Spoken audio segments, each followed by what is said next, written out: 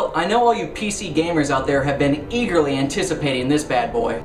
The Civilization series is a staple to PC gaming, and I'd be quite surprised if there's any dedicated PC gamers out there who haven't at least played through one of these at least once in their lifetime. Released last Tuesday, September 21st by Firaxis Games and 2K Games, Civilization 5 draws you in immediately to a game of world domination and absolutely coins the term, just one more turn.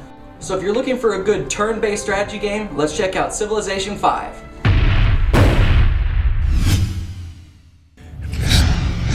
I've had a dream of our people's future. It was glorious. Glorious. I saw our people spreading throughout the land and across the oceans, expanding our kingdom and discovering new people and great riches in faraway lands. Like all the other Civilization games, there isn't a set story, as you really define your own. You begin by choosing one of the 19 playable leaders, be it George Washington, Alexander, Gandhi, or Augustus Caesar. From there, it's all about world domination, and how you choose to do it is completely up to you. If there's one thing that's for certain, this game is pretty damned complex. I've read that many Civ 4 players think this version is dumbed down, but I can't really comment on that, as I played the original Civilization some 10 years ago, and then didn't play another until Civilization Revolution, which I absolutely loved. My first match took me a whopping 10 hours, and that was against 3 opponents on the easy difficulty setting.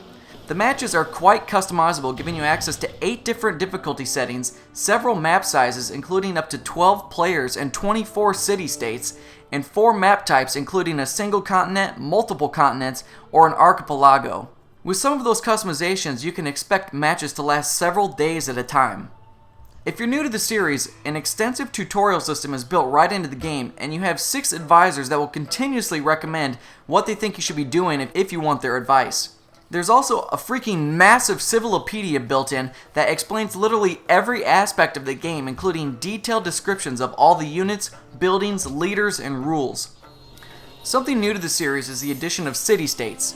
City-states are computer-controlled characters that are not competing to win the game. They have 1 or 2 cities each and have their own politics, so you may befriend them or go to war with them. It really spices things up because now, in addition to all the other players, you've got to worry about your relations with these bastards as well. If all this wasn't enough, a multiplayer portion is built in as well, taking global domination to a whole new level. You can host your own match with all the same customizable options as the single player, but at least when I was playing, I couldn't find a way to save the game.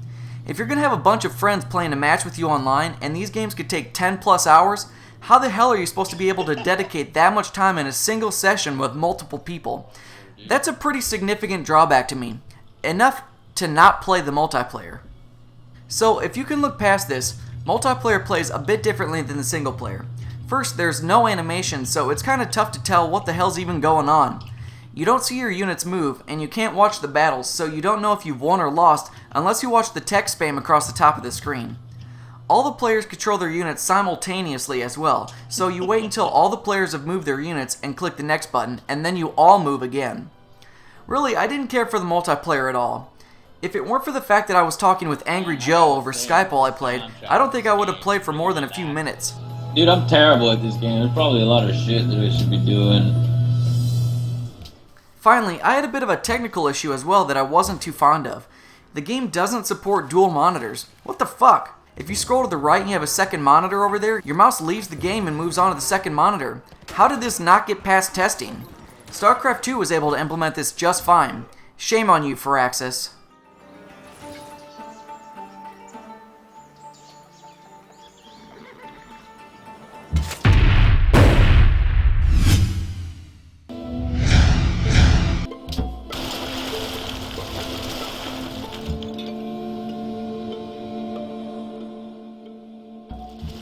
Being that I didn't play Civ 4, I did some research to see what was changed for those of you who might be interested. One of the most prominent changes are that there now are more options for diplomatic relations between the other leaders, so you could say things such as, "Don't build near me or I'll kill you." Another big change is that you can only have a single unit per tile, which absolutely would change your combat strategies.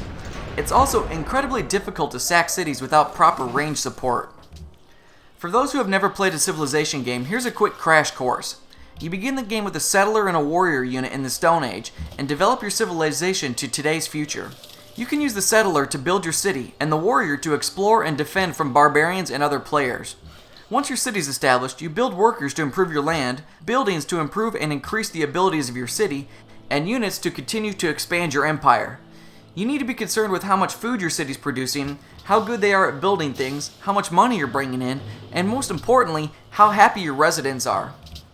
Along with building up your city, you need to research additional technologies which grant you the ability to hire new units and build better buildings, but you have to manage how much of your resources are spent on researching this technology and how much is spent keeping your cities running. I personally found it rather difficult to keep my people happy because I'm an evil, dominating motherfucker, and I have tendencies to expand my empire too rapidly, and that just pisses everyone off. You could do things like harvesting luxury resources to keep them happy, but you really need to trade with others, build buildings that make them more happy, and research social policies that your people enjoy. Just thinking about how I can improve my gameplay makes me want to get back and experiment with some more options. And being that the last Civ I played was Revolution, I found it odd that I didn't have to build boats to transport my units across the water. In Civ 5, all units just turn into ships and can move themselves. It took me a long time to figure this out because I kept trying to research new ships to put my units in. Something I liked better about Revolution though was that you could pay to finish a unit while it was being produced. In Civ 5, you can only purchase brand new units, which are significantly more expensive than having the ability to pay off one that's in production already. Victory in the game is obtained via one of 4 methods. You can win by sacking the capital cities of all the other world's leaders, you can be the first to send a ship into space, you can form the United Nations and acquire the votes of all the members, or you can complete 5 of the 10 social trees. I'd be interested in trying all of these situations, but I found the only way to win was to kill everyone because I'm just not skilled enough to build an army large enough to defend myself against the gangbang of the others while I try to play peacefully. Seriously, every time one guy declared war on me, 3 or 4 others followed suit. I can't defend myself against 4 of you bastards. Now, the actual ending of the game is kind of a letdown. It's just a simple menu that shows the score of everyone. No celebration or video or anything.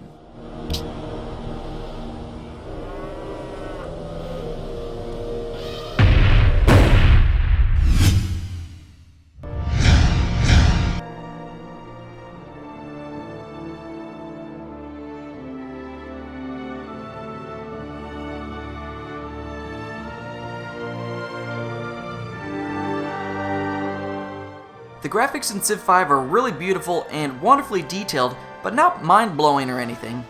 With that, I'm actually surprised that my powerful gaming rig chugged and dramatically slowed down in between turns. I understand a lot of processing is going on to move all the computer control players, but I still found that odd. There isn't much voice acting either. Really, it's just the narrator who speaks as you learn the technologies, and the world leaders who you interact with, though most of them speak their native language anyways, so I never had a clue what the hell they were saying. The music in the game, though, is quite enjoyable. It seems that each playable leader has their own musical selections, and the music changes over time, I'm guessing based off of what era you're currently in.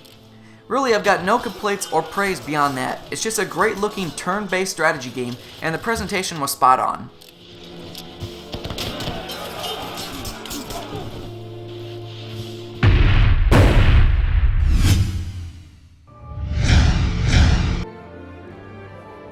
I had a wonderful time playing through Civilization 5 this week. In fact, I couldn't stop playing it. This is one addicting ass game, and I absolutely recommend it to those of you who enjoy turn-based strategy games. I think it's nice that I've got both Civ 5 and Revolution in my arsenal because I can hammer out a game of Revolution in a few hours, and when I'm in the mood to get serious, I can tackle a lengthy session of Civ 5. I played 5 games this week and only won one of them. The victory was on the easy difficulty, and then I cranked it up to normal and added several additional opponents and had a lot more trouble. Obviously, this game takes a lot of time to learn the ins and outs and best practices for your strategies, and this is simply something I can't devote myself to. Gotta move on to the next game. Oh, and the multiplayer pretty much sucks fat donkey balls. Does this game look good to you? Leave your questions and comments below. Check out the full write-up and screenshots over at ZeitgeistGameReview.com. Stay up to date by following me on Twitter and Facebook, and make sure to check out all of the other great gaming entertainment on the Game Station. Don't forget to subscribe and press the thumbs up button. Thanks for watching.